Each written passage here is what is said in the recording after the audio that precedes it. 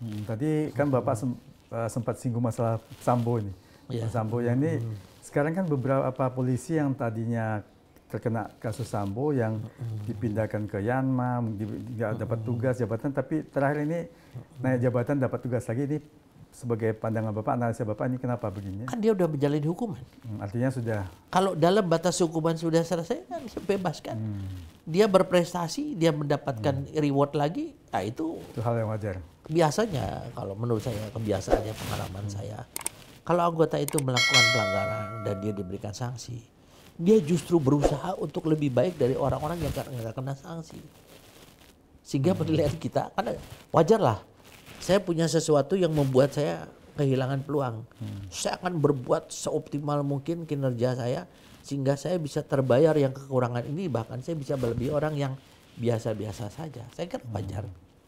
Wajar ya, karena memang banyak pendapat juga dari masyarakat bahwasanya kan Wanjakti itu biasanya kalau udah pernah cacat hukum tuh udah jadi catatan nih, udah sulit naik pangkat misalnya contohnya ya. Dan juga mungkin kan masih banyak polisi yang mungkin prestasinya bagus, kenapa yang terpilih ini kan menjadi satu pertanyaan gitu. Ya itu satu hal yang sangat wajar ya. Tapi kan kadang-kadang orang itu yang terkena permasalahan, dulunya dia itu kan ada beberapa yang naik pangkat luar biasa ya. Dia memiliki satu catatan prestasi yang luar biasa, tapi karena loyalitas kepada pimpinan, dia terpaksa harus melakukan. Jadi kesalahan itu kan ada orang yang disengaja, ada yang tidak disengaja, atau orang atas dasar tekanan. Kalau saya dengan pimpinan saya, ya karena dia pimpinan saya, ya saya coba sebisa mungkin untuk bisa membantu pimpinan saya. Tapi tidak tanpa saya menyadari bahwa apa yang saya lakukan itu adalah salah. Ternyata bermasalah dan salah ya. Ya. Oke, ini satu hal lagi tentang kasus bos rental mobil yang tewas ditembak oleh oknum anggota TNI AL, yang dimana waktu itu sudah sempat minta tolong ke polsek setempat tapi tidak didampingi. Tadi menurut pandangan Bapak gimana ini? Ya, yang pertama kita melihat kepada istilah ya, peristilah pendampingan. Istilah pendampingan yang diatur dalam Perkap itu adalah biasanya kita mendampingi anggota Polri yang terkena masalah hukum.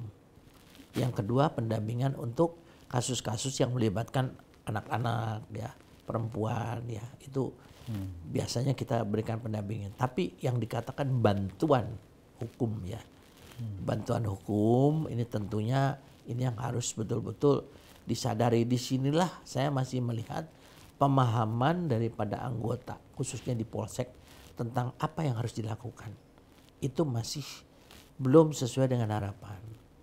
Sehingga hari ini Pak Kapolri melalui Pak Irwasum ya yang merangkap di Sundaman, beliau mengadakan satu fokus group discussion tentang permasalahan bagaimana permasalahan atau peningkatan manajemen operasional kepolisian di tingkat polsek.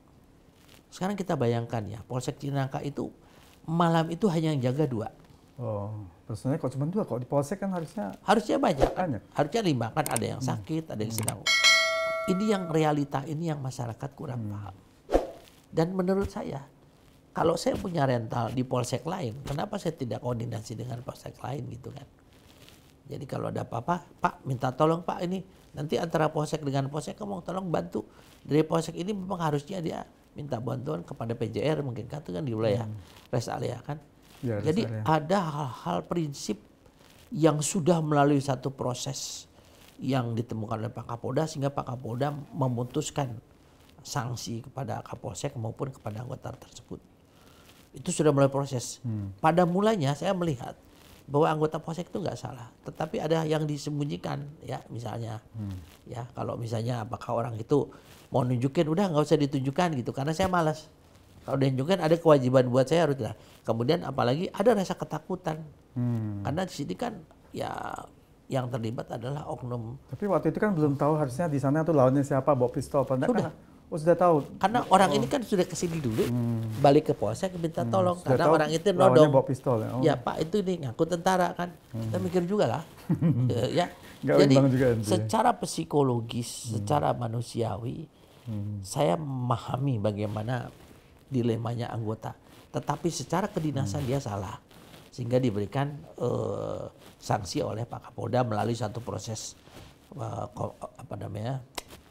kode etik ya, pelanggaran kode etik. Tapi pendapat awal Jenderal tadi yang tentunya menganggap tidak salah juga ini oleh penasihat Kapolri Bapak Arianto Sutadi juga sempat viral menyebut anggota polisi tadi itu sebenarnya tidak salah. Ya, begini. Kita melihat kasus ini kan sebelum kasus ini didalami.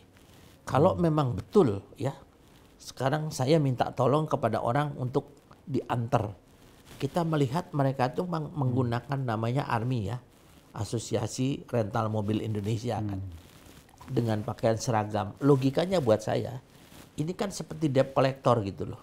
Yeah. Masa saya polisi harus dampingin orang ngambil mobil, ya? Nah waktu itu ya, kalau saya mengatakan demikian, sangat bisa masuk akal. Apakah kasusnya ini sudah dilaporkan? Enggak. Kalau kasus ini sudah dilaporkan, terjadi penggelapan di polsek mana juga, maka itu hukumannya wajib bagi setiap anggota minta tolong dengan menunjukkan LP bahwa dia memberikan bantuan hukum, gitu kan? Ini kan enggak kan? Karena ini sudah tidak mampu, khawatir datang ke sana. Ya, kita memang mudah mengatakan, ya kita juga harus mendampingi. Tapi apakah kalau ada risiko lain harus ada surat tugas? Dia kan minta izin ke polseknya. Kalau perintahkan berangkat berarti lisan saja sudah merupakan tugas. Jadi surat tugas-tugas itu bisa atas perintah lisan, bisa harus secara tertulis ya. Nah, jadi logika saya kalau memang saya itu tidak jelas tiba-tiba orang minta itu. Nah, sekarang di sisi lain dari pihak TNI mengatakan bahwa karena mereka merasa dikeroyok, maka mereka membela diri kan. Ya kita lihat aja lah videonya, kita bisa menganalisa lah apa yang terjadi. Kita harus jujur juga ya, apa yang terjadi di sana. Mungkin dia takut dihakimi, mungkin ya, tapi tentunya kan ini salah gitu loh. Apalagi menembak di tempat yang memang mematikan, apalagi yang terlibat ini anggota pasukan khusus. Mendidik pasukan khusus itu biayanya berat, besar loh kan.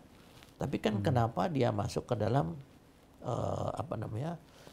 permasalahan yang menyangkut masalah penadahan, masalah pembelian barang-barang yang diduga dari karena penggelapan. Kalau dengan harga mobil yang sangat murah sekali ya harusnya itu masuk 480 itu. Ya, artinya tidak jelas, mungkin. Nggak mungkin itu yang legal. Ya kalau dari situ saja saya kira mungkin dari aspek hukum ya itu udah kesalahan besar.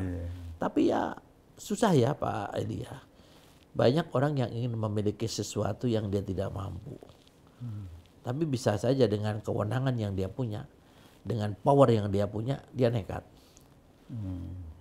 Siapa sih yang mau nangkap saya gitu kan.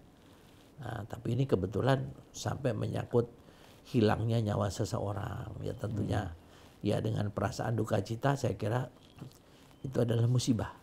Tapi musibah ini tentunya sangat terkait dengan masalah rentetan kasus yang sebelumnya. Yang kita bagi-bagi dalam klaster-klaster.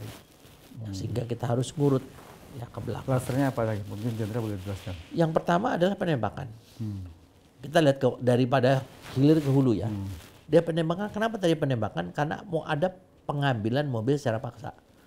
Mobilnya itu dari mana? Yaitu penadahan. Kenapa dia penadahan? Dia mobil dari apa? Dari penggelapan. Ya kan? Dari penggelapan ini tarik ke depannya lagi dari mulai perjanjian sewa menyewa kan. Ini kan mundur ke atas, kita cari sekarang. Kejadian yang jelas ini menjadi kasus besar karena terjadi penembakan mengakibatkan meninggalnya orang, masuk 338. 338-nya masuk, penadahannya masuk, penggelapannya masuk dan sebagainya. Itu yang harus utuh. Jadi kalau di dalam hukum pidana itu dikenal perbuatan yang dilakukan secara berkelanjutan ya, atau kita bilang kumulatif, kan nanti hukumannya dan.